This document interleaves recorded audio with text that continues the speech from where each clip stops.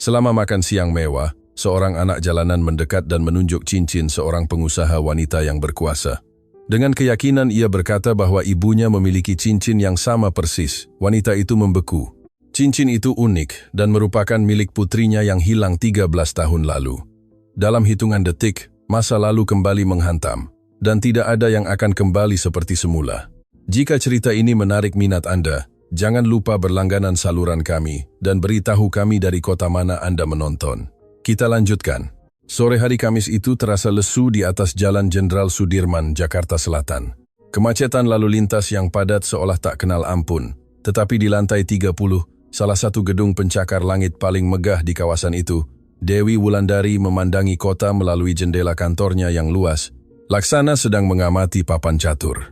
Setiap langkah terhitung, setiap keputusan penting, setiap kesepakatan bisnis ditutup dengan ketepatan seorang yang tak pernah belajar untuk kalah. Pada usia 58 tahun, Dewi telah membangun sebuah kerajaan yang sulit dibayangkan orang. Ia mewarisi sebuah perusahaan keluarga berskala menengah dan mengubahnya menjadi korporasi yang mendominasi beberapa sektor ekonomi sekaligus. Rambut hitamnya yang selalu tertata rapi mulai menunjukkan uban perak yang tidak ia repot potong tutupi. Itu adalah tanda kemenangan dari pertempuran yang dimenangkan, ujarnya. Tatapan matanya yang tajam mampu mengintimidasi para eksekutif berpengalaman dan kehadirannya di ruangan manapun langsung menuntut rasa hormat. Namun, di balik baju zirah kekuasaan dan kendali itu, tersimpan luka yang tak kunjung sembuh, duka sunyi yang tak mampu disembuhkan oleh rapat bisnis apapun, kontrak bernilai miliaran, atau pencapaian profesional manapun. 13 tahun sebelumnya, putri sulungnya menghilang. Ia lenyap begitu saja seolah bumi terbelah dan menelannya, meninggalkan hanya pertanyaan tanpa jawaban dan kekosongan yang semakin membesar setiap hari. Dewi memejamkan mata sejenak, membiarkan dirinya menunjukkan kerentanan yang langka dalam kesendirian ruang kerjanya. Kirana. Nama itu masih terasa menyengat seperti silet. Ia teringat saat terakhir kali melihat putrinya. Sebuah pertengkaran sepele mengenai komitmen profesional yang Dewi tak bisa tunda. Kirana butuh perhatian, ingin membicarakan sesuatu yang penting. Tetapi Dewi tenggelam dalam merger perusahaan yang menyita seluruh waktunya. Janji-janji untuk nanti, untuk saat keadaan sudah tenang, untuk saat ada lebih banyak waktu. Janji-janji yang tak pernah terwujud. Lalu Kirana menghilang. Polisi diberitahu, penyelidik swasta disewa. Setiap petunjuk diikuti dengan obsesif, tetapi nihil. Seolah Kirana memang memutuskan untuk menghapus eksistensinya sendiri. Tidak ada tanda-tanda bahaya, tidak ada petunjuk jelas, hanya keheningan memekakkan telinga dari ketiadaan yang terasa semakin berat setiap hari. Dewi membuka matanya dan menatap tangan kanannya sendiri. Di jari telunjuknya berkilauan sebuah cincin yang lebih dari sekadar perhiasan, terbuat dari emas putih dan platina, dengan desain unik yang dibuat oleh perajin perhiasan Swiss yang kini sudah pensiun. Cincin itu memiliki batu safir biru kecil di tengahnya, dikelilingi berlian mungil yang tersusun dalam pola yang seolah menceritakan sebuah kisah. Cincin itu adalah hadiah dari suaminya, Hartono, yang meninggal 5 tahun sebelum Kirana menghilang. Ia memesan 2 cincin identik, satu untuk Dewi dan satu untuk Kirana sebagai simbol perlindungan dan ikatan keluarga. Kirana mengenakan miliknya pada hari ia pergi. Dan detail itu, lebih dari apapun, menjaga percikan harapan tetap hidup di hati Dewi. Jika terjadi sesuatu yang buruk, cincin itu pasti akan ditemukan, pikirnya di malam-malam tanpa tidurnya. Tetapi tidak, cincin itu hilang bersama putrinya, dan Dewi berpegang teguh pada hal itu sebagai bukti bahwa Kirana masih ada di suatu tempat. Telepon berdering, menginterupsi lamunannya. Itu adalah Rina, sekretarisnya. Ibu Dewi, Bapak Bima sudah menunggu Anda di restoran. Meja telah dipesan pukul 13.00. Dewi menghela napas. Bima, putra bungsunya yang berusia 26 tahun adalah satu-satunya keluarga dekat yang tersisa. Cerdas, ambisius, berdedikasi pada bisnis keluarga, tetapi juga berjarak secara emosional. Hilangnya Kirana telah menciptakan bayangan di antara mereka, sebuah topik yang tidak pernah disebutkan secara langsung, tetapi melayang di atas setiap percakapan, setiap makan malam, setiap momen keluarga. Saya segera ke sana, Rina. Dewi mengambil tas kulitnya, merapikan blazer abu-abu impeccable-nya, dan melangkah tegas keluar dari kantor. Sopir sudah menunggunya di garasi dengan mobil hitam berpelat hitam. Perjalanan ke restoran memang singkat, hanya beberapa blok, tetapi Dewi tidak pernah menyetir sendiri. Ia lebih suka menggunakan waktu itu untuk meninjau dokumen, melakukan panggilan, mempertahankan kendali mutlak atas setiap aspek kerajaannya. Restoran yang dipilih berada di kawasan Senopati, salah satu area paling kelas atas di Jakarta. Tempat itu sering dikunjungi kalangan elit, di mana para pengusaha membuat kesepakatan di antara sepiring risotto, jamur truffle, dan segelas anggur Prancis. Dewi adalah pelanggan tetap.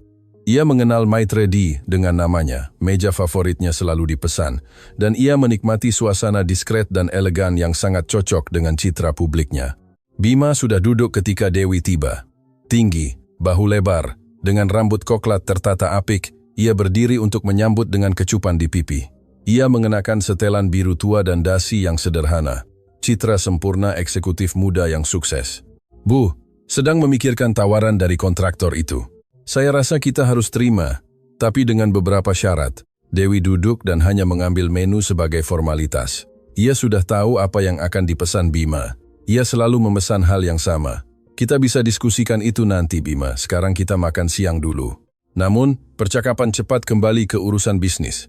Itu adalah wilayah aman mereka, ruang di mana ibu dan anak bisa terhubung tanpa menyentuh luka lama. Mereka berbicara tentang kontrak, tentang ekspansi ke Jawa Timur, tentang persaingan yang kian ketat.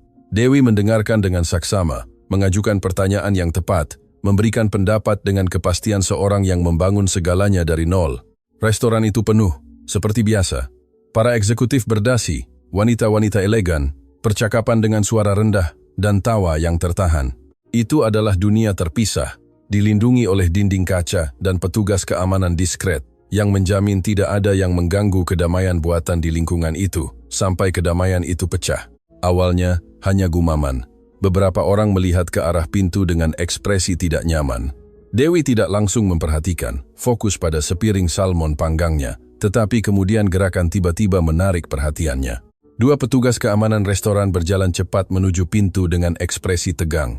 Saat itulah Dewi melihatnya, seorang gadis kecil, terlalu kurus, dengan pakaian kotor dan robek. Rambut coklatnya kusut, wajahnya ternoda kotoran, tetapi mata itu yang paling mengesankan. Mata besar, gelap, ketakutan, tetapi juga penuh tekad. Gadis kecil itu mungkin tidak lebih dari 7 atau 8 tahun, dan memikul beban hidup yang lebih berat dari seharusnya pada usianya yang masih belia. Gadis itu berhasil masuk ke restoran dan kini berjalan di antara meja-meja dengan langkah ragu-ragu, memandangi piring-piring dengan rasa lapar yang menyakitkan hanya untuk dilihat. Beberapa orang memalingkan muka, yang lain mengerutkan kening tanda ketidaksetujuan. Suasana langsung berubah. Gadis kecil itu mewakili segala sesuatu yang coba dijauhkan oleh lingkungan itu. Kemiskinan, keterlantaran, kenyataan pahit yang ada di jalanan Jakarta. Para petugas keamanan segera mendekat, siap untuk mengeluarkannya. Dewi mengamati adegan itu dengan campuran ketidaknyamanan, dan sesuatu yang tidak bisa ia definisikan dengan baik, tetapi ia tidak siap untuk apa yang akan terjadi selanjutnya. Gadis itu, saat melewati meja Dewi, tiba-tiba berhenti. Ia tidak melihat piring, tidak melihat makanan. Matanya terpaku pada tangan kanan Dewi, pada cincin itu. Gadis kecil itu berdiri tak bergerak, seolah baru melihat sesuatu yang mustahil. Kemudian, dengan suara halus, bergetar, tetapi syarat kepastian mutlak, ia mengatakan sesuatu yang membuat dunia Dewi berhenti berputar. Ibuku punya cincin yang persis seperti itu. Keheningan yang menyusul terasa memekakkan telinga. Bima menatap gadis itu dengan jengkel, siap mengusirnya. Para petugas sudah mengulurkan tangan untuk menyingkirkannya, tetapi Dewi tidak bisa bergerak. Jantungnya berdebar dengan cara yang sudah lama tidak terjadi. Tangannya mulai gemetar. Udara terasa berat, padat, mencekik. Cincin itu unik. Tidak ada replikanya. Tidak ada kebetulan. Hanya 2 orang di dunia yang memiliki cincin seperti itu, Dewi dan Kirana. Dengan gerakan kasar yang mengejutkan semua orang, Dewi mengangkat tangannya, menghentikan para petugas. Tunggu. Suaranya terdengar lebih lemah dari yang ia inginkan. Bima menatapnya bingung. Bu, apa yang ibu lakukan? Dewi mengabaikan putranya. Matanya tertuju pada gadis kecil itu yang kini tampak semakin takut dengan reaksi yang telah ia timbulkan. Dengan susah payah, Dewi mengendalikan napasnya dan berusaha menjaga suaranya tetap mantap. Dari mana kamu tahu itu? Di mana ibumu? Gadis kecil itu ragu-ragu, melihat sekeliling seperti hewan terpojok. Tetapi ada sesuatu dalam tatapan itu. Sesuatu yang segera dikenali Dewi. Ekspresi. Cara ia sedikit memiringkan kepala saat ragu. Detail kecil yang melintasi generasi. Dia sakit. Kami tinggal di tempat yang jauh dari sini. Dia selalu memakai cincin itu dan bilang itu penting, bahwa dia tidak boleh kehilangannya selamanya. Dewi merasa kakinya lemas. Ia bersandar di meja, berusaha memproses apa yang didengarnya. Bima berdiri dengan khawatir. Bu, ibu baik-baik saja? Ini tidak masuk akal. Ini hanya kebetulan. Tetapi Dewi tahu itu bukan kebetulan. 13 tahun rasa sakit, pencarian, pertanyaan tanpa jawaban, malam-malam tanpa tidur membayangkan di mana Kirana berada. Dan sekarang, secara tak terduga, seorang anak jalanan muncul dengan informasi yang hanya bisa berarti satu hal. Kirana masih hidup. Dewi mengulurkan tangannya yang gemetar ke arah gadis kecil itu, yang secara naluriah mundur. Tolong, jangan takut. Siapa namamu? Gadis kecil itu melihat sekeliling masih ketakutan, tetapi sesuatu dalam suara Dewi sepertinya sedikit menenangkannya. Valeria. Valeria. Nama itu bergema di benak Dewi seperti sebuah wahyu. Dengan sangat hati-hati, ia berjongkok agar sejajar dengan gadis itu. Valeria, bisakah kamu tunjukkan di mana ibumu? Gadis kecil itu ragu-ragu, menggigit bibir bawahnya. Kemudian dengan gerakan lambat, ia memasukkan tangannya ke dalam saku celana kotornya dan mengeluarkan sesuatu yang kusut. Itu adalah foto tua, terlipat beberapa kali, dengan tepian yang sudah rusak karena waktu dan sering dipegang. Dia memberiku foto ini, katanya. Dia bilang ini penting untuk dijaga. Dewi mengambil foto itu dengan tangan gemetar, hingga ia hampir tidak bisa memegangnya. Saat membuka kertas rapuh itu, jantungnya hampir berhenti. Tetapi bahkan sebelum melihat wajahnya, sesuatu menarik perhatiannya. Di bagian belakang foto terdapat tulisan tangan dengan huruf-huruf yang sudah pudar oleh waktu, tetapi masih terbaca. Kata-kata yang menyayat seperti silet. Aku akan kembali ketika semuanya aman. Aku janji, Kirana. Air mata mulai jatuh sebelum Dewi menyadarinya. Dengan tangan gemetar ia membalik foto itu, dan di sana ada dia, Kirana, lebih tua, lebih kurus. Wajahnya dipenuhi jejak kesulitan bertahun-tahun, tetapi tak salah lagi itu putrinya, gadisnya. Wanita muda yang hilang 13 tahun lalu, kini wanita dewasa menatap kamera dengan mata lelah, tetapi masih hidup. Dan di sampingnya, memegang tangannya, ada Valeria, gadis kecil yang kini berdiri di restoran mewah itu, tanpa sepenuhnya memahami gempa bumi yang baru saja ia timbulkan. Dewi mengangkat matanya dari foto dan menatap Valeria dengan intensitas yang membuat gadis kecil itu mundur selangkah, tetapi itu bukan kemarahan atau ketakutan yang terlihat di mata itu. Itu adalah pengakuan, rasa sakit, harapan, cinta. Karena sekarang Dewi melihatnya. Ia melihat di mata Valeria mata yang sama dengan Kirana. Ia melihat lekuk wajah, cara mengerutkan kening, gerakan ragu-ragu. Ia melihat warisan genetik yang melintasi generasi, mustahil untuk disangkal atau diabaikan. Dewi jatuh berlutut di tengah restoran yang hening, tidak peduli dengan puluhan pasang mata yang tertuju padanya. Ia mengulurkan lengan gemetar ke arah gadis kecil itu, dan suaranya keluar serak, tercekat oleh emosi. Kamu cucuku, Kirana adalah ibumu, putriku. Seluruh restoran seolah membeku seketika. Bima menjadi pucat pasi, dengan ekspresi seolah realitasnya baru saja hancur dan dibangun kembali dalam hitungan detik. Valeria menatap Dewi dengan campuran kebingungan dan ketakutan. Tidak sepenuhnya mengerti apa yang terjadi, tetapi merasakan beratnya momen itu. Dan saat air mata terus membasahi wajah Dewi Wulandari, wanita yang tak pernah menangis di depan umum, yang tak pernah menunjukkan kelemahan, yang mengendalikan kerajaan dan mendominasi ruang rapat, menyadari bahwa 13 tahun pencarian, rasa sakit, pertanyaan tanpa jawaban, telah berakhir dengan cara yang paling tak terduga. Di sebuah restoran mewah, di tengah sore biasa, seorang anak jalanan telah membawa kembali bukan hanya harapan, tetapi kepastian bahwa Kirana masih di luar sana. Dan kali ini Dewi tidak akan membiarkan apapun atau siapapun menghentikannya menemukan putrinya. Perjalanan menuju kawasan Johar Baru, pinggiran Jakarta, terasa seperti selamanya, meskipun jam baru menunjukkan 40 menit. Dewi duduk di kursi belakang mobil dengan Valeria di sebelahnya, terbungkus mantel yang ditawarkan oleh sopir. Gadis kecil itu masih gemetar, tetapi bukan karena dingin. Itu adalah dampak dari segala sesuatu yang terjadi terlalu cepat untuk diproses oleh pikiran anak-anaknya. Bima masih berada di mobil belakang bersama 2 petugas keamanan. Ia bersikeras agar ibunya tidak pergi sendiri, bahwa itu bisa berbahaya, bahwa mereka butuh perlindungan. Dewi hampir tidak mendengarnya. Pikirannya sepenuhnya terfokus pada satu hal. Kirana, putrinya, masih hidup, bernapas, ada. Dan dalam beberapa menit mereka akan bertemu muka lagi. Perjalanan itu menunjukkan kontras yang brutal. Mereka keluar dari Senopati, melintasi pusat kota. Mereka melewati lingkungan yang secara bertahap kehilangan kemilaunya, hingga mencapai area yang Dewi hanya kenal dari berita. Rumah-rumah berhimpitan, gang-gang sempit dan rusak. Kabel listrik kusut membentuk jaring laba-laba berbahaya di atas kepala mereka. Anak-anak bermain tanpa alas kaki di jalan. Pria-pria mengobrol di sudut jalan. Wanita-wanita membawa tas berat. Itu adalah dunia lain. Dunia yang selalu ada paralel dengan dunianya, tetapi yang tidak pernah perlu dilihat Dewi secara nyata. Sekarang, setiap detail berteriak di depan matanya. Setiap wajah lelah, setiap bangunan darurat, setiap tanda perjuangan hidup sehari-hari untuk bertahan hidup. Dan di suatu tempat di alam semesta paralel itu, Kirana telah menghabiskan 13 tahun terakhir. Rasa bersalah mulai menekan dada Dewi dengan kekuatan yang hampir tak tertahankan. Mobil berhenti di depan sebuah bangunan tua 4 lantai dengan cat terkelupas dan retakan yang terlihat di dinding. Tidak ada satpam atau interkom, hanya pintu logam berkarat yang berderit saat didorong. Valeria turun dari mobil dan menatap Dewi dengan ekspresi yang memadukan ketakutan dan harapan. Di sini, lantai 3, apartemen 302. Dewi menarik napas dalam-dalam, mencoba mengendalikan pusaran emosi yang mengancam akan meruntuhkannya. Bima mendekat, menyentuh bahunya dengan lembut. "Bu, saya ikut." Ia menggelengkan kepala dengan mata masih terpaku pada gedung itu. "Tidak, aku harus melakukan ini sendiri dulu." Tetapi sebelum Bima bisa memprotes, Dewi sudah berjalan menuju pintu masuk, mengikuti Valeria. Para petugas keamanan tetap di belakang, menghormati keputusannya, tetapi tetap waspada.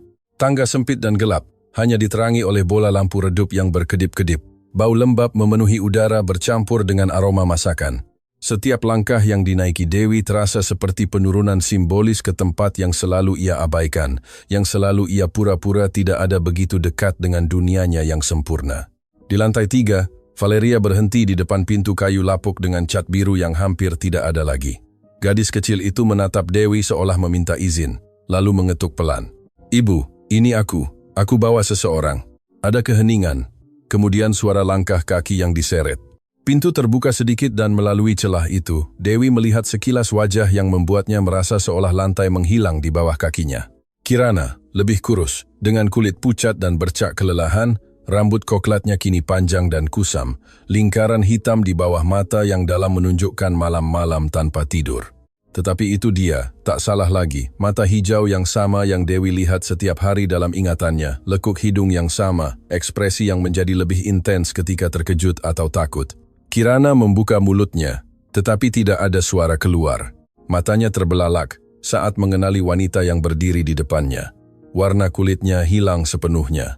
Ia terhuyung ke belakang, bersandar di dinding, dan Dewi melihat mata putrinya memutih dan tubuhnya mulai lemas. "Kirana."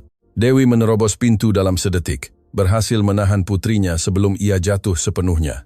Berat badan Kirana di pelukannya menakutkan ringan. Valeria mulai menangis ketakutan, sementara Dewi berlutut di lantai pintu masuk yang sempit, memeluk putrinya ke dadanya, akhirnya merasakan, setelah 13 tahun, kehangatan tubuhnya, kenyataan keberadaannya. "Kirana, putriku, ibu di sini. Apa kamu aman? Ibu di sini." Kata-kata itu keluar tersendat-sendat, bercampur air mata yang berusaha ditahan Dewi. Ia mengelus rambut putrinya, memeluknya erat, seolah ingin memastikan bahwa ini nyata, bukan hanya mimpi buruk kejam yang menyiksanya sejak lama. Bima muncul di pintu dengan wajah pucat, diikuti oleh para petugas. Saat melihat pemandangan itu, ia juga merasakan kakinya lemas. Itu adalah saudara perempuannya. Saudara perempuan yang ia pikir tidak akan pernah dilihatnya lagi, yang hampir menjadi sosok mitologis dalam benaknya, dan kini ia ada di sana, pingsan dalam pelukan ibunya, di apartemen kecil berbau lembab dan keputusasaan. "Kita perlu dokter," suara Bima terdengar serak. Salah satu petugas keamanan sudah menelepon ambulans, tetapi sebelum mereka sempat memutuskan apa yang harus dilakukan, Kirana mulai bergerak. Matanya terbuka perlahan, bingung, sampai fokus pada wajah Dewi yang mencondongkan tubuh di atasnya. Sejenak hanya ada keheningan. Ibu dan anak saling menatap, dan dalam tatapan itu terangkum seluruh beban 13 tahun ketiadaan, rasa sakit, ketakutan, dan cinta yang tak pernah mati. "Ibu datang?" bisik Kirana dengan suara lemah dan patah-patah. "Ibu benar-benar datang?" Dewi tidak bisa menjawab. Ia hanya memeluk putrinya lebih erat, menangis dengan cara yang belum pernah ia lakukan sejak hari Kirana menghilang. Valeria mendekat, masih ketakutan, dan berlutut di samping mereka berdua, meletakkan tangan kecilnya di bahu ibunya dalam gerakan menghibur yang menghancurkan hati Dewi lebih dalam lagi. Bima masuk ke apartemen, menutup pintu di belakangnya untuk memberikan sedikit privasi. Tempat itu sangat kecil, sebuah ruangan yang juga berfungsi sebagai kamar tidur dengan sofa tua, yang jelas-jelas berfungsi sebagai tempat tidur, televisi kecil di atas kotak kardus, tirai robek menutupi jendela kecil. Di ujung, dapur minimalis, hanya dengan kompor 2 tungku dan kulkas yang mengeluarkan suara aneh. Di sudut, sebuah kasur tipis di lantai, dengan selimut tipis. Itu adalah tempat Valeria tidur. Itulah dunia Kirana selama bertahun-tahun. Itulah hidup yang ia jalani sementara Dewi memimpin kerajaan dan menutup kesepakatan bernilai jutaan dolar. Dengan hati-hati, Dewi membantu Kirana duduk di sofa.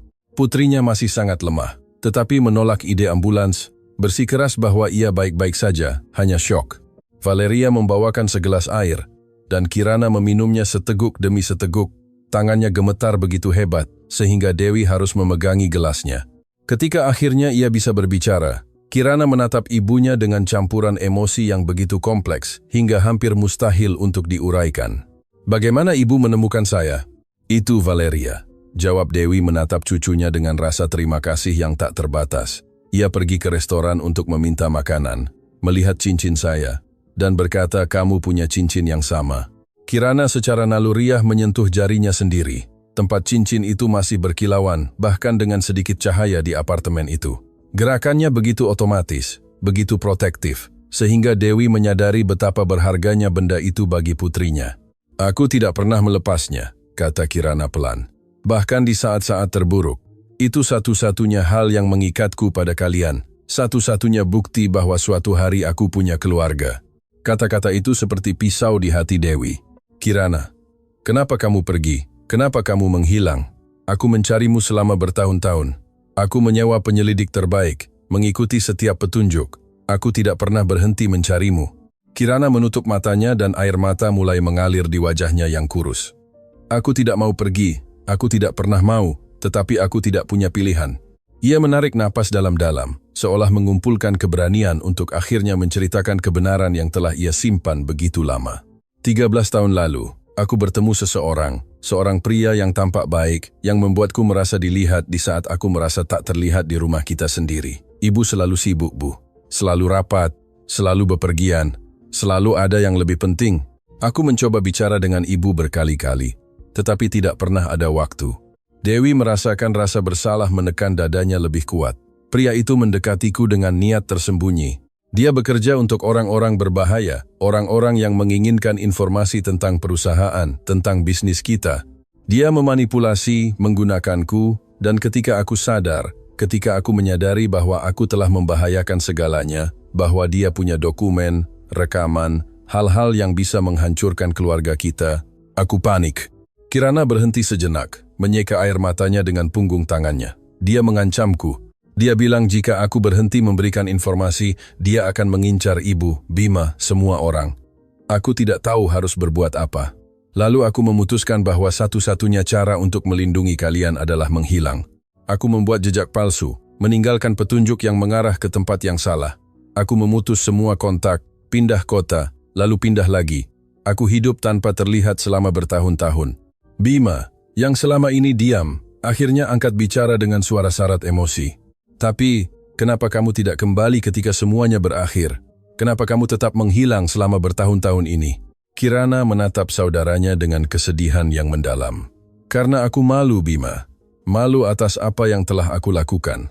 Atas informasi yang kuberikan tanpa sadar karena terlalu naif. Dan seiring berjalannya waktu, hidup menjadi semakin sulit. Aku tidak punya dokumen, sulit mencari pekerjaan formal. Aku hamil Valeria, dan semuanya menjadi semakin rumit. Setiap hari berlalu, aku merasa semakin jauh dari kalian. Bagaimana aku bisa kembali? Bagaimana aku bisa menjelaskan semuanya? Kalian pasti membenciku." "Tidak," kata Dewi tegas. memegang wajah putrinya di antara kedua tangannya. Aku tidak pernah membencimu sedetik pun. Aku hanya ingin kamu kembali. Aku hanya ingin tahu kamu baik-baik saja. Kirana kembali menangis tersedu-sedu, dan Dewi menariknya ke dalam pelukan erat. Valeria bergabung dengan mereka, dan untuk pertama kalinya dalam 13 tahun, ibu, anak, dan cucu bersatu. Ketika mereka akhirnya melepaskan pelukan, Dewi menyeka air matanya sendiri dan mengambil kembali sikap memerintahnya yang biasa. Kita akan selesaikan semuanya sekarang. Kamu akan mendapatkan dokter terbaik. Aku akan mencari apartemen. Valeria akan masuk sekolah yang bagus. Aku akan urus semuanya. Tetapi alih-alih rasa terima kasih, ia melihat perlawanan di mata Kirana. Bu, aku tidak ingin ibu memperbaikiku seolah aku masalah bisnis. Dewi berkedip terkejut. Ibu hanya ingin membantu. Aku tahu, tetapi aku tidak butuh ibu menyelesaikan semuanya. Aku butuh ibu hadir, mendengarkan aku, mengenal cucu ibu.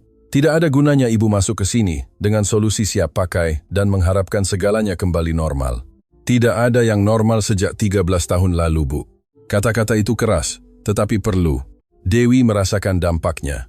Dan untuk pertama kalinya setelah sekian lama, ia menyadari bahwa caranya mengendalikan segalanya, menyelesaikan segalanya dengan uang dan kekuasaan, tidak akan cukup. Tidak, kali ini kamu benar, katanya pelan. Maaf, hanya saja aku sangat bahagia telah menemukanmu, sehingga aku ingin melakukan semuanya dengan benar sekarang. Kirana menggenggam tangan ibunya, meremasnya lembut. Kalau begitu, mulailah dengan tinggal di sini, tinggallah bersamaku. Mari kita bicara sungguh-sungguh.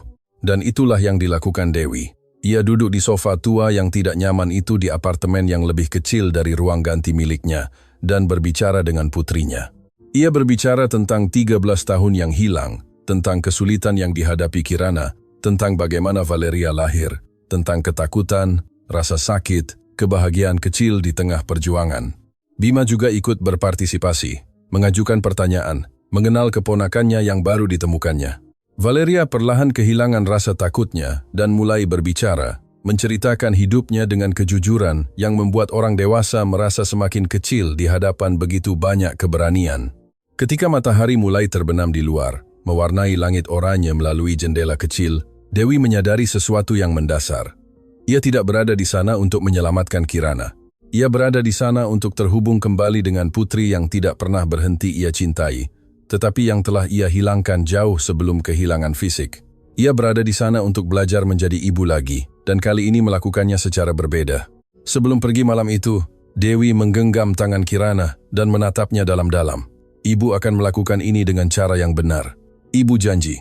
Kirana tersenyum untuk pertama kalinya. Senyum kecil, tetapi tulus. Aku tahu, Bu, dan aku juga akan berusaha. Saat itulah Dewi memperhatikan cincin di jari putrinya lebih dekat. Sesuatu menarik perhatiannya, tanda kecil di tepi bagian dalam, hampir tak terlihat. Dengan hati-hati ia melepaskan cincinnya sendiri dan memeriksanya dari dekat.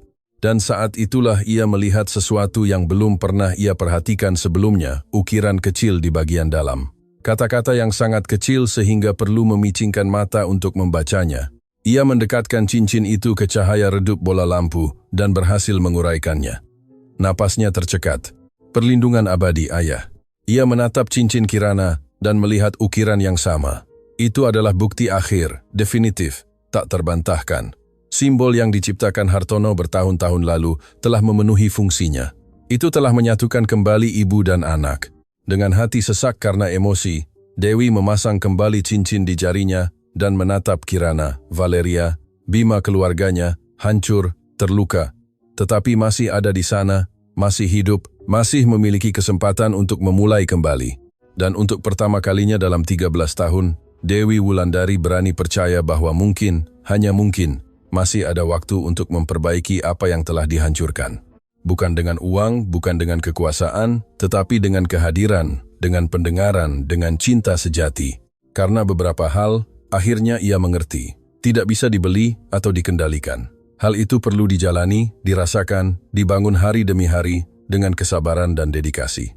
Dan Dewi bersedia mempelajari hal itu, berapapun biayanya.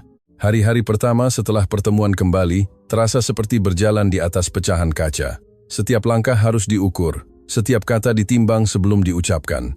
Dewi kembali ke apartemen Kirana keesokan harinya, dan hari berikutnya, dan hari berikutnya, selalu membawa sesuatu, makanan, pakaian, untuk Valeria, obat-obatan untuk Kirana, tetapi selalu bertanya terlebih dahulu, selalu menghormati batasan yang ditetapkan putrinya.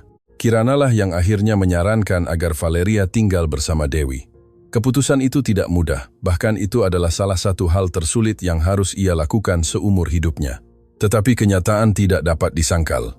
Valeria pantas mendapatkan lebih dari sekadar apartemen kecil itu, lebih dari ketidakpastian setiap hari, lebih dari melihat ibunya berjuang untuk mendapatkan kebutuhan dasar untuk bertahan hidup. Pagi ketika mereka membawa Valeria ke mansion Dewi, perpisahan itu menyakitkan. Kirana memeluk putrinya selama beberapa menit yang panjang, membisikkan kata-kata cinta dan janji bahwa mereka akan selalu bersama, meskipun tidak di tempat yang sama. Valeria menangis, tetapi ada kilau harapan di matanya. Ia adalah seorang anak, dan anak-anak bermimpi akan keamanan, makanan berlimpah, tempat tidur yang empuk. Dewi berjanji bahwa Kirana bisa mengunjunginya kapanpun ia mau, bahwa akan ada kamar yang menunggu untuknya juga, bahwa itu akan menjadi rumah bagi mereka berdua. Tetapi Kirana menolaknya. Ia belum siap. Ia butuh waktu. Perlu memproses semuanya. Perlu membangun dirinya kembali sebelum memasuki kembali dunia yang suatu saat pernah menjadi miliknya. Mansion Dewi terletak di kompleks perumahan tertutup di Jakarta Utara, dikelilingi taman-taman luas dan keamanan yang menjamin privasi total. Itu adalah dunia yang sama sekali berbeda dari tempat Valeria tumbuh. Saat pertama kali masuk, gadis kecil itu terpaku, melihat sekeliling dengan campuran ketakjuban dan ketakutan. Kamar yang disiapkan Dewi untuknya lebih besar dari seluruh apartemen tempat ia tinggal bersama ibunya. Ada tempat tidur besar dengan spray lembut, lemari penuh pakaian baru, rak buku dan mainan, meja kayu terang di dekat jendela yang menghadap taman. Itu adalah kamar impian. Tetapi Valeria tidak bisa tidur malam pertama itu. Terbiasa dengan kasur tipis di lantai, suara jalanan yang konstan, kehadiran ibunya yang dekat, ia merasa tersesat di ruang yang sunyi dan luas ini. Sekitar pukul 3 pagi, Dewi menemukannya duduk di lantai, di samping tempat tidur, memeluk lututnya, menangis pelan. Tanpa berkata apa-apa, Dewi duduk di samping cucunya dan menariknya ke dalam pelukan. Valeria mencengkeramnya seperti seorang yang tenggelam berpegangan pada papan di laut, dan mereka tetap seperti itu selama berjam-jam sampai tidur. Akhirnya mengalahkan rasa takut dan gadis kecil itu tertidur dalam pelukan neneknya. Dalam minggu-minggu berikutnya, Dewi harus mempelajari sesuatu yang belum pernah ia butuhkan sebelumnya. Kesabaran. Valeria tidak langsung beradaptasi dengan kehidupan baru ini. Ia sering mimpi buruk. Ia terbangun ketakutan mencari ibunya. Ia menolak makanan tertentu karena tidak terbiasa. Ia bersembunyi ketika ada terlalu banyak orang di dekatnya. Trauma hidup di jalanan, kelaparan, ketakutan konstan, tidak hilang hanya karena kini ia memiliki kenyamanan. Dewi menyewa psikolog anak, Dr. Kartika, seorang wanita ramah dan berpengalaman yang mulai bekerja dengan Valeria. Sesi-sesi itu penuh wahyu. Gadis kecil itu memikul luka yang dalam, tetapi juga ketahanan yang mengesankan. Ia cerdas, observatif, mampu menangkap detail yang diabaikan orang dewasa, dan sedikit demi sedikit, dengan dukungan dan perawatan, ia mulai terbuka. Sementara itu hubungan antara Dewi dan Bima melewati ujian berat. Putra bungsu merasa tersingkir dalam beberapa hal. Semua perhatian ibunya, yang sebelumnya terbagi antara dia dan bisnis, kini hampir seluruhnya tercurah pada Kirana dan Valeria. Rapat perusahaan yang dulu menyita jam kerja Dewi didelegasikan kepada Bima, yang tiba-tiba memiliki tanggung jawab jauh lebih besar dari yang ia siap untuk pikul. Suatu malam, saat makan malam tegang di mansion, Bima meledak. Sepertinya aku kehilangan ibu 2 kali. Pertama, ketika Kirana menghilang dan ibu tenggelam dalam pekerjaan agar tidak memikirkannya. Sekarang setelah dia kembali, ibu benar-benar melupakanku. Dewi terkejut. Ia tidak pernah menyadari betapa Bima merasa terabaikan. Ia mencoba menjelaskan bahwa ia hanya berusaha menebus waktu yang hilang, tetapi Bima memotongnya. Dan bagaimana dengan waktu yang hilang, Bu? Aku juga kehilangan seorang saudara perempuan. Aku juga menderita. Tapi tidak ada yang sepertinya ingat akan hal itu. Kata-kata itu keras, tetapi perlu. Mereka memaksa Dewi untuk melihat bahwa upayanya menyelesaikan segalanya sekali lagi meninggalkan seseorang di luar. Malam itu, setelah Bima keluar mansion dengan marah, Dewi duduk sendirian di ruang tamu, menatap bayangannya di jendela yang gelap. Ia gagal lagi, mencoba mengendalikan segalanya, menyelesaikan segalanya, tetapi lupa hanya dengan hadir untuk semua orang yang membutuhkannya. Keesokan harinya ia mencari Bima di apartemennya. Percakapan itu panjang dan sulit.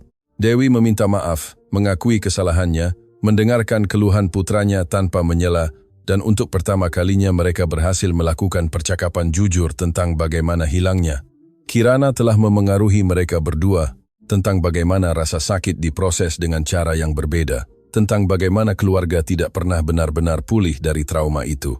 Bima mengaku bahwa selama bertahun-tahun ia merasa perlu menjadi sempurna untuk mengimbangi ketiadaan Kirana, untuk tidak memberikan kekhawatiran lebih pada ibunya, bahwa ia mengubur diri dalam bisnis bukan karena cinta pada pekerjaan, tetapi karena itu adalah satu-satunya cara untuk terhubung dengan Dewi, bahwa ia tidak pernah mengizinkan dirinya menjalani hidupnya sendiri karena takut mengecewakan atau menjadi beban tambahan.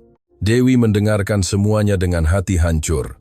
Ia telah mengecewakan Kirana karena tidak hadir ketika putrinya membutuhkannya, dan ia telah mengecewakan Bima dengan menjadikannya perpanjangan dari tujuannya sendiri, tanpa melihatnya sebagai individu dengan impian dan kebutuhan sendiri.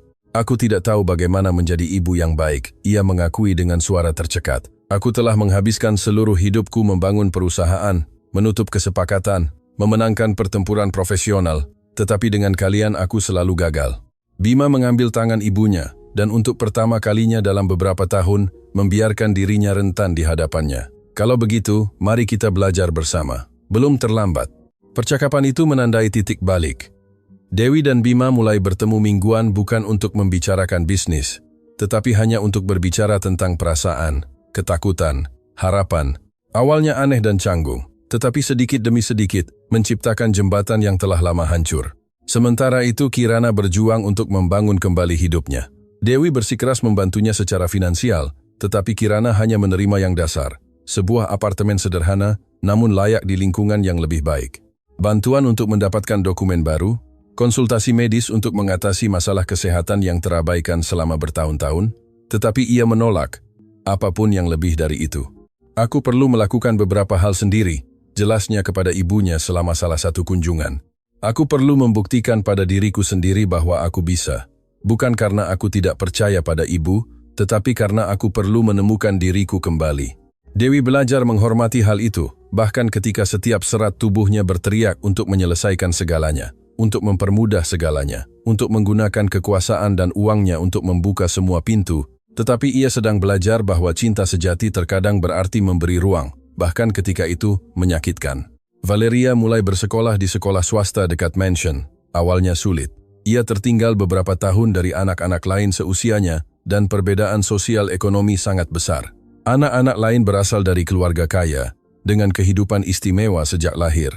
Valeria datang dari jalanan, dan itu terlihat dalam setiap gerak-gerik, setiap kata, setiap reaksi. Terjadi bullying, anak-anak kejam yang merasakan bahwa Valeria berbeda dan menggunakannya untuk menyakitinya. Komentar tentang pakaiannya, tentang cara bicaranya, tentang dari mana asalnya. Valeria pulang dengan mata merah, mengatakan tidak mau kembali ke sekolah lagi. Dewi ingin segera turun tangan, berbicara dengan kepala sekolah, dengan orang tua anak-anak lain, menggunakan pengaruhnya untuk menyelesaikan situasi. Tetapi Bima lah yang menghentikannya. Biarkan dia belajar untuk memperjuangkan pertarungannya sendiri. Hadirlah untuk mendukungnya, tetapi jangan selesaikan semuanya untuknya. Jika tidak, ia tidak akan pernah belajar menjadi kuat. Kata-kata itu bergema di benak Dewi. Itulah persis yang salah ia lakukan pada Kirana. Mencoba mengendalikan segalanya, menyelesaikan segalanya, tanpa memberi ruang bagi putrinya untuk belajar menavigasi dunia sendirian. Jadi, alih-alih menyelesaikan masalah, Dewi duduk bersama Valeria dan berbicara. Ia mendengarkan rasa sakit gadis kecil itu, memvalidasi perasaannya, dan kemudian membantunya memikirkan cara untuk mengatasi situasi tersebut. Valeria memutuskan untuk berbicara dengan guru, dan bersama tim pedagogis, sekolah menerapkan kegiatan tentang empati dan keragaman sosial. Itu tidak menyelesaikan segalanya secara instan, tetapi sedikit demi sedikit beberapa anak mulai melihat Valeria apa adanya. Seorang gadis pemberani, cerdas, yang telah selamat dari hal-hal yang bahkan tidak bisa mereka bayangkan, dan itu dalam arti tertentu, patut dikagumi. Valeria juga mulai mengunjungi ibunya secara rutin. Dewi selalu menawarkan sopir, tetapi Valeria mengikuti jejak Kirana, terkadang bersikeras naik bus. Ia ingin tetap membumi, tidak melupakan dari mana ia berasal. Itu adalah kebijaksanaan yang mengesankan untuk anak seusianya.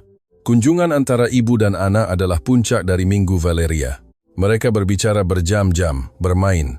Kirana membantunya dengan pekerjaan rumah, dan sedikit demi sedikit Valeria mendekatkan kedua wanita dalam hidupnya satu sama lain.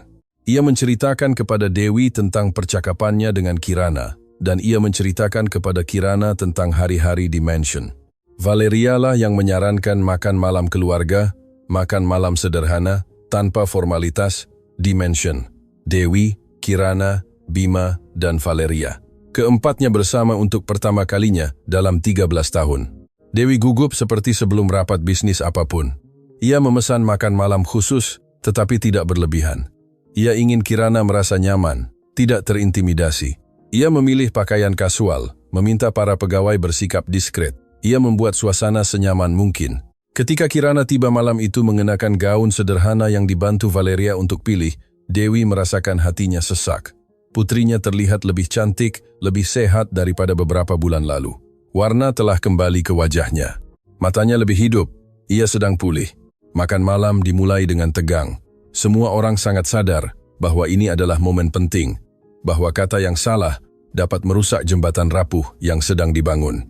Tetapi kemudian Valeria mulai menceritakan kisah-kisah lucu dari sekolah, menirukan guru, menggambarkan situasi dengan humor yang membuat semua orang tertawa. Es mencair. Percakapan mengalir secara alami. Bima dan Kirana mengenang momen masa kecil, tertawa tentang kenakalan lama. Dewi berbagi cerita masa kecil sebelum segalanya menjadi rumit. Selama beberapa jam mereka hanyalah keluarga yang tidak sempurna, terluka, tetapi bersama. Di akhir malam, ketika Kirana akan pergi, ia menggenggam tangan Dewi dan menatapnya dalam-dalam. "Terima kasih, Bu, karena tidak menyerah padaku." Dewi merasakan air mata mulai menggenang, tetapi ia tersenyum. "Ibu tidak akan pernah menyerah. Kamu putriku. Kamu selalu begitu."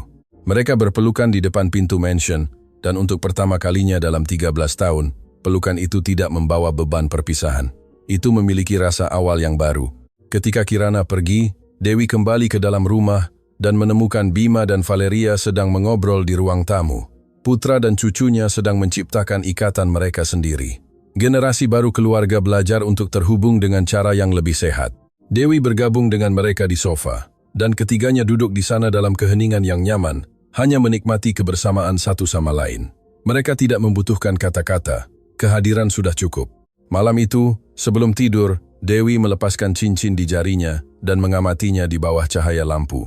Benda kecil itu telah melalui begitu banyak hal, telah menjadi simbol cinta, kehilangan, harapan. Dan akhirnya ia telah memenuhi tujuannya. Ia telah menyatukan kembali keluarga. Ia memikirkan Hartono, betapa bahagianya ia jika tahu anak-anaknya bersatu kembali, bahwa cucunya aman, bahwa keluarga, meskipun demikian, sedang menemukan jalan kembali menuju cinta. Dengan senyum lembut, Dewi memasang kembali cincin di jarinya. Masih banyak yang harus diperbaiki, banyak luka yang harus disembuhkan, banyak percakapan sulit di depan, tetapi untuk pertama kalinya dalam 13 tahun, ia memiliki kepastian bahwa mereka berada di jalan yang benar. Dan kali ini, ia tidak akan mengulangi kesalahan yang sama. Kali ini ia akan benar-benar hadir. 6 bulan telah berlalu sejak pertemuan kembali. 6 bulan rekonstruksi yang lambat, kesalahan dan keberhasilan, percakapan sulit dan momen kegembiraan yang tak terduga. Hidup telah menemukan ritme baru yang berbeda dari sebelumnya, tetapi dengan keindahan ketidaksempurnaannya sendiri. Valeria telah berubah tak dikenali, bukan hanya secara fisik, meskipun kenaikan berat badan dan kesehatan yang pulih jelas terlihat, tetapi terutama dalam cara ia bersikap.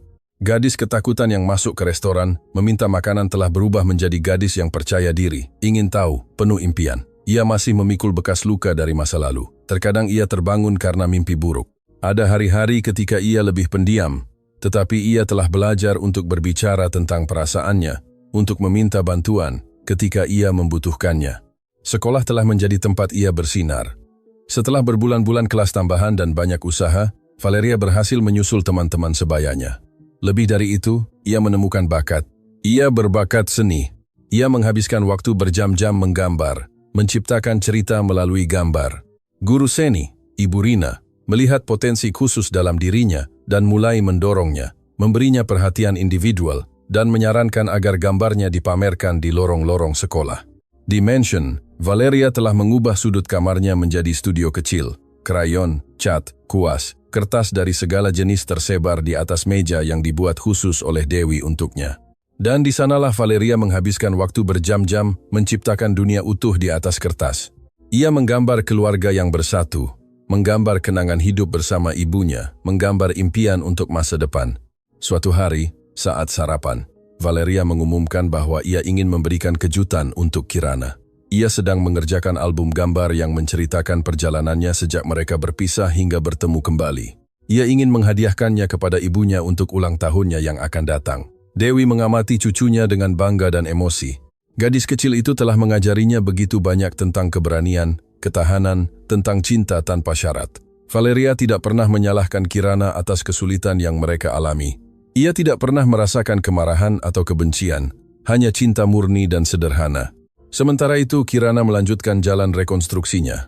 Dewi bersikeras membantunya secara finansial, tetapi Kirana hanya menerima hal dasar, apartemen sederhana, namun layak di lingkungan yang lebih baik.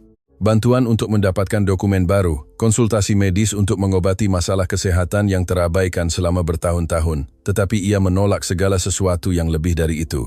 Aku perlu melakukan beberapa hal sendiri, jelasnya kepada ibunya. Aku perlu membuktikan pada diriku sendiri bahwa aku bisa. Bukan karena aku tidak percaya pada ibu, tetapi karena aku perlu menemukan diriku kembali. Dewi belajar menghormati hal itu, bahkan ketika setiap serat tubuhnya berteriak untuk menyelesaikan segalanya, untuk mempermudah segalanya, untuk menggunakan kekuasaan dan uangnya untuk membuka semua pintu. Tetapi ia sedang belajar bahwa cinta sejati terkadang berarti memberi ruang, bahkan ketika itu menyakitkan. Valeria mulai bersekolah di sekolah swasta dekat mansion. Awalnya sulit. Ia tertinggal beberapa tahun dari anak-anak lain seusianya, dan perbedaan sosial ekonomi sangat besar. Anak-anak lain berasal dari keluarga kaya dengan kehidupan istimewa sejak lahir. Valeria datang dari jalanan, dan itu terlihat dalam setiap gerak-gerik, setiap kata, setiap reaksi. Terjadi bullying. Anak-anak kejam yang merasakan bahwa Valeria berbeda dan menggunakannya untuk menyakitinya. Komentar tentang pakaiannya, tentang cara bicaranya, tentang dari mana asalnya. Valeria pulang dengan mata merah, mengatakan tidak mau kembali ke sekolah lagi. Dewi ingin segera turun tangan, berbicara dengan kepala sekolah, dengan orang tua anak-anak lain, menggunakan pengaruhnya untuk menyelesaikan situasi. Tetapi Bima lah yang menghentikannya. Biarkan dia belajar untuk memperjuangkan pertarungannya sendiri. Hadirlah untuk mendukungnya, tetapi jangan selesaikan semuanya untuknya. Jika tidak, ia tidak akan pernah belajar menjadi kuat. Kata-kata itu bergema di benak Dewi. Itulah persis yang salah ia lakukan pada Kirana. Mencoba mengendalikan segalanya, menyelesaikan segalanya, tanpa memberi ruang bagi putrinya untuk belajar menavigasi dunia sendirian. Jadi, alih-alih menyelesaikan masalah, Dewi duduk bersama Valeria dan berbicara. Ia mendengarkan rasa sakit gadis kecil itu, memvalidasi perasaannya, dan kemudian membantunya memikirkan cara untuk mengatasi situasi tersebut. Valeria memutuskan untuk berbicara dengan guru, dan bersama tim pedagogis, sekolah menerapkan kegiatan tentang empati dan keragaman sosial. Itu tidak menyelesaikan segalanya secara instan, tetapi sedikit demi sedikit beberapa anak mulai melihat Valeria apa adanya. Seorang gadis pemberani, cerdas, yang telah selamat dari hal-hal yang bahkan tidak bisa mereka bayangkan. Dan itu dalam arti tertentu patut dikagumi. Valeria juga mulai mengunjungi ibunya secara rutin. Dewi selalu menawarkan sopir, tetapi Valeria mengikuti jejak Kirana, terkadang bersikeras naik bus. Ia ingin tetap membumi, tidak melupakan dari mana ia berasal. Itu adalah kebijaksanaan yang mengesankan untuk anak seusianya. Kunjungan antara ibu dan anak adalah puncak dari minggu Valeria. Mereka berbicara berjam-jam, bermain. Kirana membantunya dengan pekerjaan rumah. Dan sedikit demi sedikit Valeria mendekatkan kedua wanita dalam hidupnya satu sama lain. Ia menceritakan kepada Dewi tentang percakapannya dengan Kirana, dan ia menceritakan kepada Kirana tentang hari-hari di mansion. Valeria lah yang menyarankan makan malam keluarga, makan malam sederhana, tanpa formalitas, di mansion, Dewi, Kirana, Bima, dan Valeria. Keempatnya bersama untuk pertama kalinya dalam 13 tahun. Dewi gugup seperti sebelum rapat bisnis apapun. Ia memesan makan malam khusus, tetapi tidak berlebihan. Ia ingin Kirana merasa nyaman, tidak terintimidasi. Ia memilih pakaian kasual, meminta para pegawai bersikap diskret. Ia membuat suasana senyaman mungkin. Ketika Kirana tiba malam itu mengenakan gaun sederhana yang dibantu Valeria untuk pilih, Dewi merasakan hatinya sesak. Putrinya terlihat lebih cantik, lebih sehat daripada beberapa bulan lalu. Warna telah kembali ke wajahnya. Matanya lebih hidup, ia sedang pulih. Makan malam dimulai dengan tegang. Semua orang sangat sadar bahwa ini adalah momen penting, bahwa kata yang salah dapat merusak jembatan rapuh yang sedang dibangun.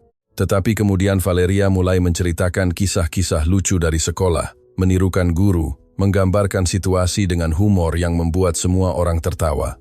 Es mencair. Percakapan mengalir secara alami. Bima dan Kirana mengenang momen masa kecil, tertawa tentang kenakalan lama. Dewi berbagi cerita masa kecil sebelum segalanya menjadi rumit. Selama beberapa jam mereka hanyalah keluarga yang tidak sempurna, terluka, tetapi bersama. Di akhir malam, ketika Kirana akan pergi, ia menggenggam tangan Dewi dan menatapnya dalam-dalam. "Terima kasih, Bu, karena tidak menyerah padaku." Dewi merasakan air mata mulai menggenang, tetapi ia tersenyum. "Ibu tidak akan pernah menyerah. Kamu putriku, kamu selalu begitu." Mereka berpelukan di depan pintu mansion, dan untuk pertama kalinya dalam 13 tahun, pelukan itu tidak membawa beban perpisahan. Itu memiliki rasa awal yang baru. Ketika Kirana pergi, Dewi kembali ke dalam rumah dan menemukan Bima dan Valeria sedang mengobrol di ruang tamu. Putra dan cucunya sedang menciptakan ikatan mereka sendiri. Generasi baru keluarga belajar untuk terhubung dengan cara yang lebih sehat. Dewi bergabung dengan mereka di sofa, dan ketiganya duduk di sana dalam keheningan yang nyaman, hanya menikmati kebersamaan satu sama lain. Mereka tidak membutuhkan kata-kata. Kehadiran sudah cukup. Malam itu, sebelum tidur, Dewi melepaskan cincin di jarinya dan mengamatinya di bawah cahaya lampu. Benda kecil itu telah melalui begitu banyak hal, telah menjadi simbol cinta, kehilangan, harapan. Dan akhirnya ia telah memenuhi tujuannya. Ia telah menyatukan kembali keluarga. Ia memikirkan Hartono, betapa bahagianya ia jika tahu anak-anaknya bersatu kembali, bahwa cucunya aman, bahwa keluarga, meskipun demikian, sedang menemukan jalan kembali menuju cinta. Dengan senyum lembut, Dewi memasang kembali cincin di jarinya. Masih banyak yang harus diperbaiki, banyak luka yang harus disembuhkan, banyak percakapan sulit di depan. Tetapi untuk pertama kalinya, dalam 13 tahun, ia memiliki kepastian bahwa mereka berada di jalan yang benar. Dan kali ini ia tidak akan mengulangi kesalahan yang sama. Kali ini ia akan benar-benar hadir. 2 tahun berlalu sejak hari di restoran itu. 2 tahun yang terasa seperti seumur hidup transformasi, pembelajaran, dan rekonstruksi. Yayasan Valeria telah menjadi panutan di Jakarta dalam perawatan anak-anak rentan.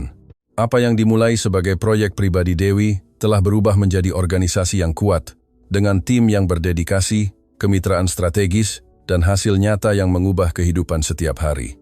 Valeria akan berusia 15 tahun dalam beberapa hari, dan Dewi merencanakan perayaan khusus, bukan pesta mewah seperti yang diharapkan dari seseorang dengan sumber dayanya, tetapi sesuatu yang memiliki makna nyata, sesuatu yang menghormati perjalanan gadis luar biasa ini, dan semua yang ia wakili bagi keluarga.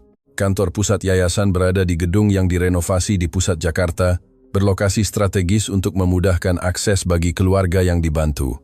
Dewi menghabiskan setidaknya 3 sore seminggu di sana, tidak hanya berpartisipasi aktif. Ia berbicara dengan anak-anak, mendengarkan kisah mereka, memahami kebutuhan mereka.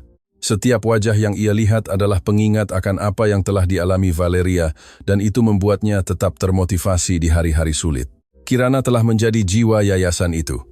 Ia bekerja di sana penuh waktu, mengordinasikan tidak hanya penerimaan awal, tetapi juga tindak lanjut jangka panjang bagi keluarga. Pengalamannya sendiri memberikan legitimasi pada pekerjaan yang tidak dapat diberikan oleh gelar akademis manapun. Para ibu yang datang ke yayasan, lelah, malu, takut, melihat pada Kirana bukan figur otoritas yang jauh, tetapi seseorang yang benar-benar memahami mereka karena ia pernah berada di sana. Suatu sore, Dewi berada di kantornya di yayasan ketika Kirana masuk tanpa mengetuk, sesuatu yang ia lakukan hanya ketika ada hal penting untuk dikatakan. Wajahnya berbeda. Ada kilau di matanya yang Dewi sudah lama tidak lihat. "Ibu, aku perlu memberitahumu sesuatu." Dewi segera meletakkan kertas-kertasnya, memberikan perhatian penuh pada putrinya. Dalam 2 tahun terakhir, ia telah belajar bahwa momen seperti ini adalah yang terpenting, lebih dari rapat bisnis atau keputusan korporat manapun. Kirana duduk, menarik napas dalam-dalam, dan tersenyum dengan cara yang menerangi seluruh wajahnya. Aku sudah bertemu seseorang. Jantung Dewi berdebar kencang. Selama bertahun-tahun itu, Kirana tidak pernah menyebutkan hubungan apapun. Pengalaman traumatis yang membuatnya menghilang telah meninggalkan bekas luka yang dalam, dan ia selalu menjaga jarak aman dari komitmen romantis apapun. Namanya Roberto, dia guru sastra. Dia mengajar di SMA negeri tidak jauh dari sini. Kami bertemu di toko buku beberapa bulan lalu. Dia selalu datang untuk membeli buku. Dan kami berbicara tentang penulis, tentang cerita. Awalnya itu persahabatan, tetapi telah menjadi sesuatu yang lebih. Dewi melihat kerentanan dan ketakutan di mata putrinya. Kirana membuka diri, mengizinkan dirinya mempercayai seseorang lagi, dan itu pada saat yang sama indah dan menakutkan. Apakah kamu sudah menceritakan tentang masa lalu? Kirana mengangguk. Aku menceritakan semuanya, tentang menghilang, tentang Valeria, tentang ibu, semuanya. Ia mendengarkan tanpa menghakimi.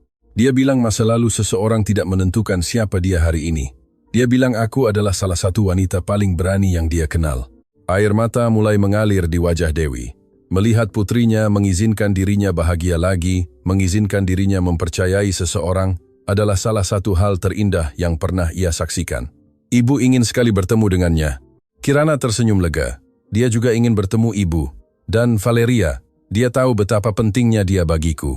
Malam itu, selama makan malam keluarga yang masih menjadi tradisi sakral, Kirana mengumumkan berita itu. Valeria sangat antusias, mengajukan 1000 pertanyaan tentang Roberto, tentang kapan ia akan bertemu dengannya, apakah ia suka menggambar. Bima memeluk saudara perempuannya, senang melihatnya akhirnya, mengizinkan seseorang yang baru memasuki hidupnya. Dan Dewi mengamati semuanya dengan perasaan damai, yang tidak ia tahu mungkin untuk dirasakan. Keluarganya bertambah besar, berkembang, menciptakan ikatan baru. Dan kali ini ia tidak mencoba mengendalikan apapun, ia hanya hadir, mendukung, merayakan. Persiapan ulang tahun, Valeria terus berlanjut. Dewi memutuskan untuk merayakan pesta di yayasan itu sendiri.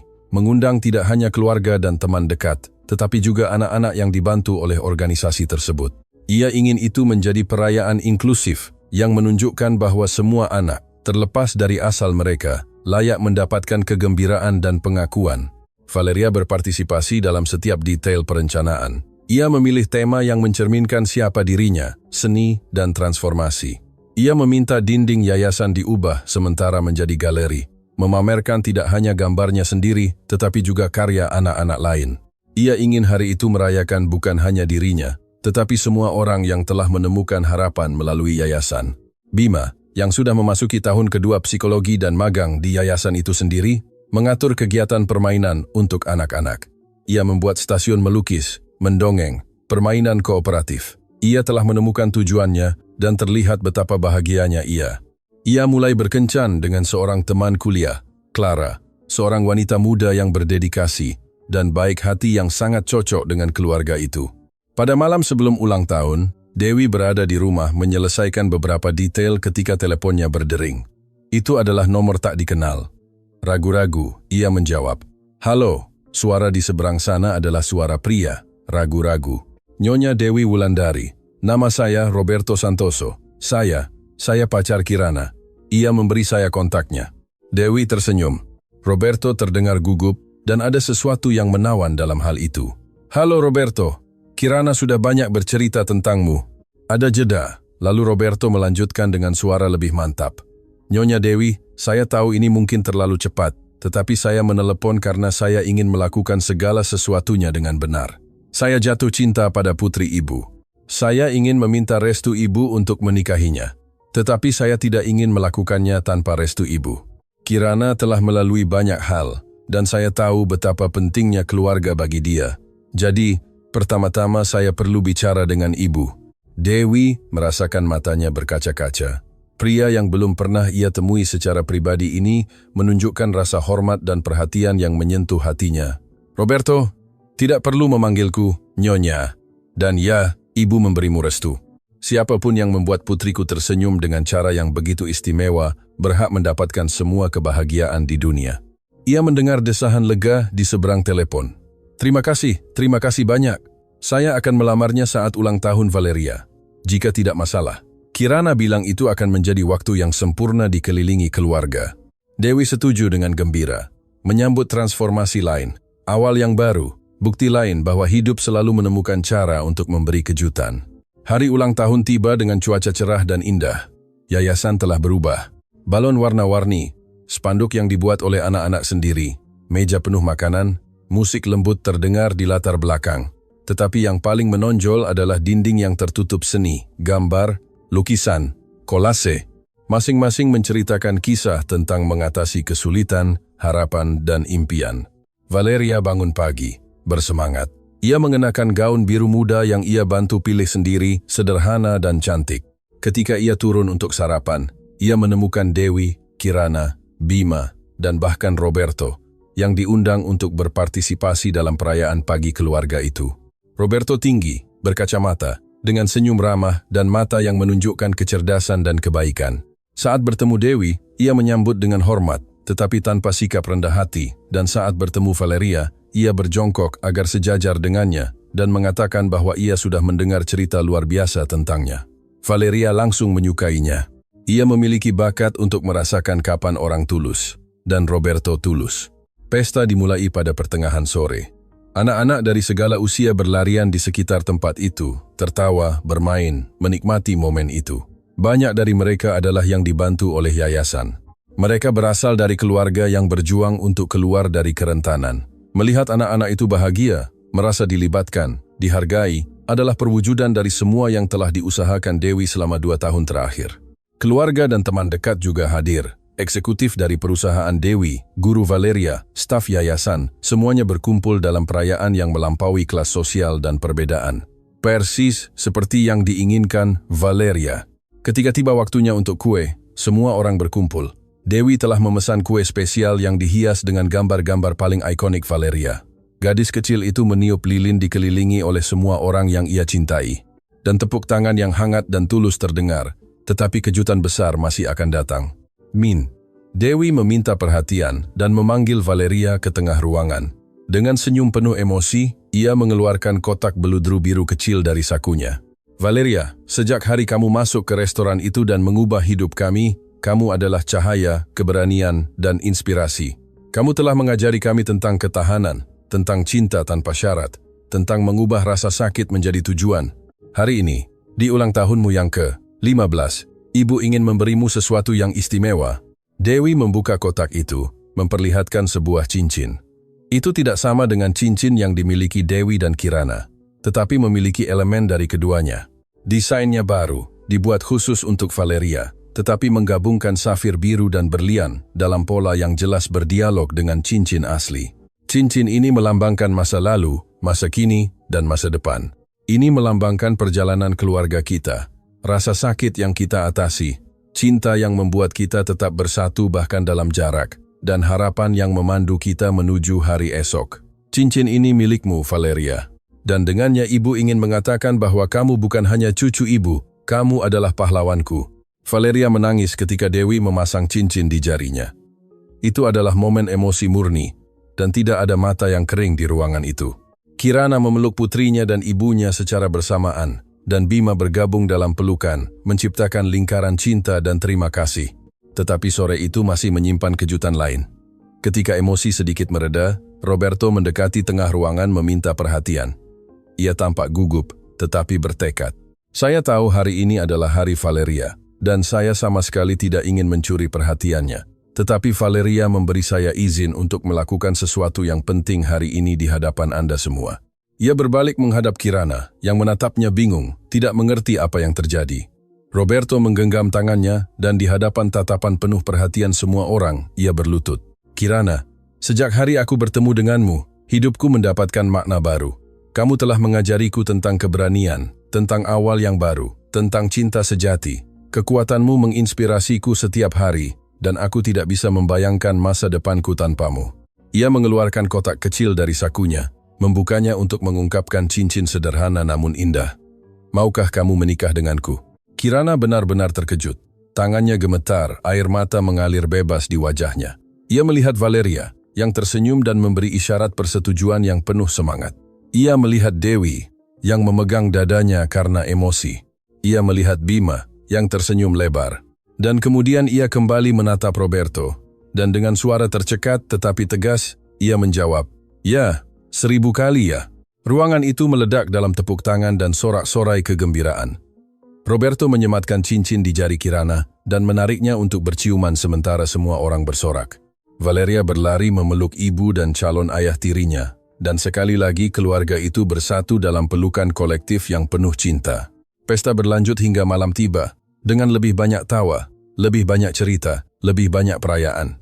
Ketika anak-anak mulai pergi bersama keluarga mereka, masing-masing membawa tas berisi hadiah dan kenang-kenangan. Tetapi hadiah terbesar yang mereka bawa pulang tidak terlihat, kenangan akan hari ketika mereka dilihat, dihargai, dicintai. Ketika akhirnya hanya keluarga yang tersisa, mereka duduk bersama dalam lingkaran di lantai yayasan, lelah tetapi bahagia. Valeria berada di tengah menatap cincin di jarinya, masih memproses semua yang telah terjadi. "Nenek," katanya pelan menatap Dewi. Paman Bima bilang semuanya dimulai dari cincin ibu, dari cincin ibuku. Dewi melihat cincinnya sendiri, lalu cincin Kirana, dan akhirnya cincin baru Valeria. "Ya sayang, tetapi bukan cincin itu sendiri yang menyatukan kita, tetapi cinta yang diwakilinya, keberanianmu saat berbicara, keputusan kita semua untuk terbuka pada pengampunan, rekonstruksi, awal yang baru." Kirana melengkapi sambil memegang tangan putrinya. "Cincin adalah simbol, tetapi yang benar-benar menyatukan kita adalah pilihan. Pilihan setiap hari untuk hadir, untuk peduli, untuk berjuang demi apa yang kita cintai." Bima mengangguk, melingkarkan lengannya di bahu Clara, dan belajar dari kesalahan, tidak mengulangi pola yang menyakiti kita, membangun sesuatu yang baru dan lebih baik. Roberto, yang sudah menjadi bagian dari keluarga, menambahkan, dan membiarkan orang lain masuk ke dalam kisah ini, memperluas lingkaran cinta alih-alih menutupnya. Valeria menatap mereka semua dengan hati meluap karena rasa terima kasih dan cinta. Kemudian, untuk pertama kalinya dalam 15 tahun hidupnya, untuk pertama kalinya sejak ia mulai berbicara, ia mengucapkan kata yang belum pernah ia gunakan sebelumnya. "Nenek." Dunia seolah berhenti pada saat itu. Dewi merasakan seolah jantungnya akan meledak. Selama 2 tahun Valeria selalu memanggilnya dengan namanya. Itu adalah caranya untuk menjaga jarak tertentu, untuk memproses tempatnya dalam keluarga baru ini. Tetapi sekarang akhirnya ia siap untuk mengambil langkah itu.